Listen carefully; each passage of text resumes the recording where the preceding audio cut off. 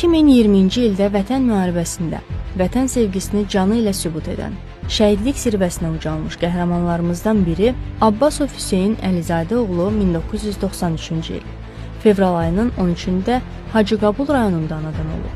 2000-ci ildə Hacıqabul rayonu 5 saylı tam orta məktəbin 1-ci sinifinə daxil olan Hüseyn 2011-ci ildə həmin məktəbin məzunu olur. Ali təhsil almaq üçün sənədlərini Azərbaycan Texniki Universitetinə vermiş və Radiotexnika Rabitə Fakültəsinə daxil olmuşdur.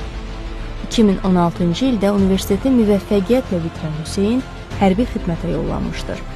Hüseyn Gəncədəki en saylı hərbi hissədə qulluq edir. O, aprel döyüşlərində Ağdərə rayonunun Talış kəndi uğrunda gedən döyüşlərdə qəhrəmancasına iştirak etmiş, kəşfiyyat bölməsində igid əskər kimi şöhrət qazanmışdır. Əskərliyini başa vurduqdan sonra ailəsinə hərbidə qalmaq istədiyini bildirən Hüseyn gizir kimi xidmətini davam etdirir. O, 2020-ci il sentyabrın 27-sində başlanan Vətən müharibəsi zamanı xüsusi təyinatlı qüvvələrin tərkibində Murov dağın və Suqovuşanın azadlığı uğrunda gedən döyüşlərdə iştirak edib. Döyüşlər zamanı böyük şücaət göstərib. Hüseyn oktyabrın 6-sında Suqovuşan döyüşləri zamanı şəhid olub. Gizir Abbasov Hüseyn Əlizadə oğlu Hacıqabul rayon Şəhidlər Xiyabanında dəfn olunub.